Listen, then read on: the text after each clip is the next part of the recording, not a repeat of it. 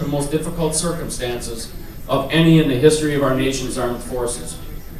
In 1944, 99 men from Company A, the 192nd Tank Battalion, 32nd Division, from Janesville, Wisconsin, were called to active duty as part of the general mobilization of the Army of that year. The unit was sent to the Philippines to aid in the defense of those islands, anticipating a Japanese invasion. After the attack on Pearl Harbor, December 7, 1941, the unit was engaged in continuous combat against Japanese armored infantry units that invaded the Philippine Islands. Ultimately, they were ordered to surrender on April 9, 1942.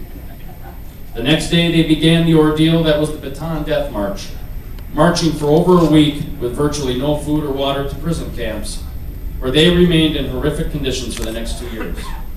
In the summer of 1944, with the retaking of the islands by General MacArthur's forces imminent, the Japanese placed thousands of the prisoners on freighter ships for transport to the Japanese home islands to be used further as slave labor. The men were packed up, standing up in the dark and filthy holds of these ships, and kept there with little water and virtually no food for weeks, baking in up to 120-degree temperatures. Violating the Geneva Convention, the Japanese did not mark these ships as POW vessels, and U.S. and British submarines sank several of them en route to Japan.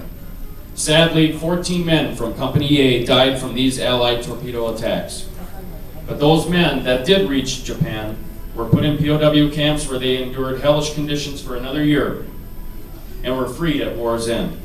Amazingly, 35 men came home, and one yet lives today, Staff Sergeant Albert Dubois in Webster, Wisconsin. Today I know we are a great nation, and we are the beacon of liberty for the rest of the world due to the incredible sacrifices of those that have gone before us and those that stand before me. And although we face great challenges, I remain convinced that our future is bright. The future is bright in part because of your service and your sacrifice. Our history is freedom's history, and it must be preserved.